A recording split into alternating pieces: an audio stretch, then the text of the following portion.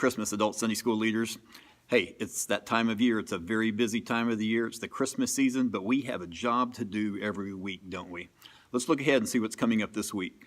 Remember, we are in the unit that's entitled Jesus Changes Everything, and this week we are in week 3 looking at Jesus Rules out of Mark chapter 4, verses 35 through 41, and the point of the lesson is that you can trust Jesus in the storm.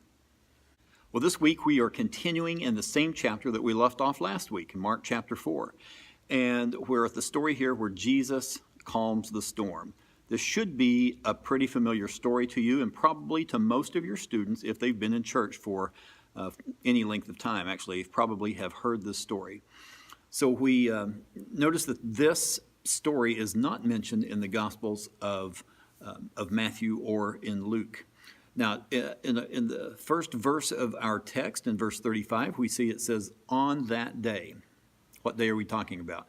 Well, we can go back and look in the previous chapter. We can go back to chapter 3, verse 20, and see that possibly this is the beginning of what happened that day. It's when the religious leaders accused Jesus of being in partnership with Satan. And that's when Jesus says, you know, Satan can't stand against himself, and the kingdom divided can't stand, all that. So if that's where it started, not only did he have to deal with the religious leaders of the day, he also had to deal with his family. We see that down. His brothers and mother were coming to look for him. He had to deal with that. He also taught the crowd. We saw that last week, taught them from the boat and spoke many parables. So it was a pretty long, exhausting day. Jesus said, on that day, let's go to the other side of the lake. Well, he was probably exhausted, as I just mentioned. If they would have gone back to shore, you remember from last week, the largest crowd yet had gathered around Jesus to hear his teaching.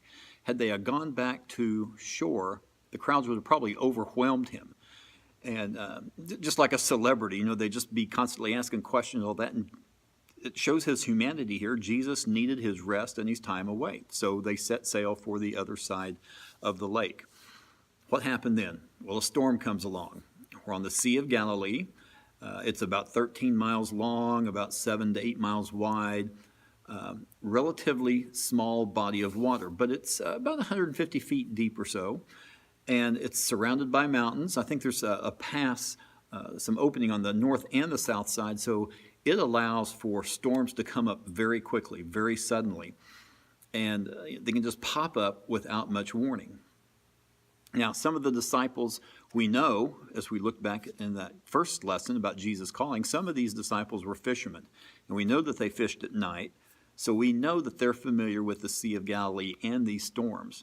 For them to be this worried and this concerned, this must have been a pretty big storm. But where's Jesus in all this? Well, he's in the back asleep, isn't he? Have you ever worked with anybody who always seemed to not be around when the work needed to be done? Supper's over, it's time to stack up the dishes, and somebody suddenly has to go to the bathroom, and they're in there for 20 or 30 minutes. There's always someone that seems to have to take that important phone call when there's work to be done, or they're busy taking a nap. Well, that's probably what the disciples were labeling Jesus at this point. There's a storm on. There's a storm, and water is coming onto the ship. They needed all hands on deck to bail that water out and try to get to shore safely. There again, this passage shows Jesus' humanity because he was so exhausted, I believe, from such a hard, long day of dealing with all these issues and teaching that he fell asleep in the stern, which is in the back of the boat. And even the rocking of the boat did not, the violence of the storm, the rocking of the boat, all that did not wake him up. Now, I don't know if you as a Sunday school teacher encounter this or not, but I know a lot of times on Sunday, just being in ministry, it's a very exhausting day. So I can identify with this a little bit. Not comparing myself to Jesus by any means, but ministry is taxing, isn't it? And so it can be very exhausting. Well, they go back there to wake up Jesus, and they have this very accusatory tone. And they basically say, don't you even care that we're dying? Hey, come out here and help us. But what does he do? Just as he spoke the universe into existence, he controlled the elements, the wind, the sea, with a command. Didn't have a magic wand, didn't have any ritual or incantations that he had to go through. He controlled nature just by speaking. The word of his mouth controlled nature, and nature obeyed. The wind ceased, there was a great calm.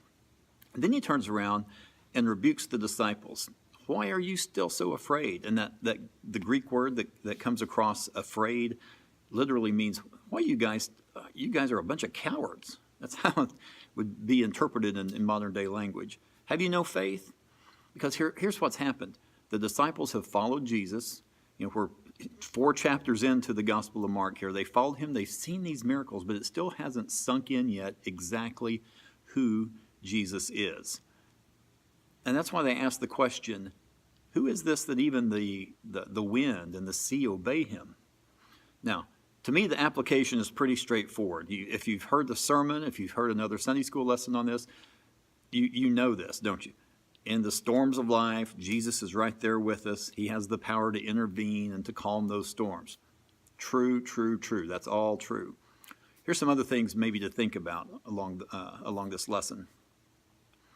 I got some scriptures that are listed underneath here that deal with God and his control of nature. These are all Old Testament scriptures out of Psalms, out of Job, about him controlling the sea, and then also God controlling the wind out of Job, Psalms, and Amos. You might want to take some time in your classes and investigate some of these scriptures. Now, some of these passages, might be 4, 5, 6 verses long. You may not want to look at every one of these, but I would like for you to look at them and get a good feel that God is in control of the elements. And so I'm wondering, is Jesus giving a hint of his deity to his disciples? Remember last week we talked about the lessons are usually better when they're caught and not taught. If Jesus just came on the scene and said, hey, I'm the Son of God, y'all come follow me, it probably wasn't going to have that effect. So he taught in parables, he taught with authority. And then, and here again, this is my opinion. I'm thinking that Jesus used the calming of the sea and the stilling of the wind to confirm his deity. My iPhone ran out of storage and I had to delete a few videos. So anyway, it's only God that can command the sea and the winds. And could it be that Jesus is giving a hint of his deity here? His Jewish followers, they knew the scriptures. And could that be why they said, who is this that even the wind and sea obey him? And when they said that, I believe the fear that they had wasn't a fear that, oh my goodness, there's some supernatural guy here with all these superpowers. We're scared of him. I don't think it was that. I think that they were starting to realize that this was God in the flesh. Who else could do these things? I think it's starting to click with them because it was caught, not taught. Well, remember that faith is the antidote of fear, isn't it? And our faith should be like the 3 Hebrew children who were thrown into the fire. And before they were thrown in, they said, our God can deliver us. They had faith.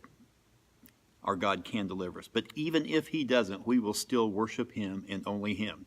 So let's remember that. Our God can deliver us from the storms that in our life, whatever that is. Relationship problems, financial problems, health problems. You know people who have been delivered from those things. But sometimes he allows us to go through those storms, but even if he doesn't calm that sea, he is right there with us. We need to have our faith in him. Now, next week, we're taking a break from the book of Mark, and we're going to be in Luke chapter 2, looking at that very familiar Christmas story and looking at Jesus Saves. So, hope you guys are having a great Christmas season. Don't forget to pray for your class.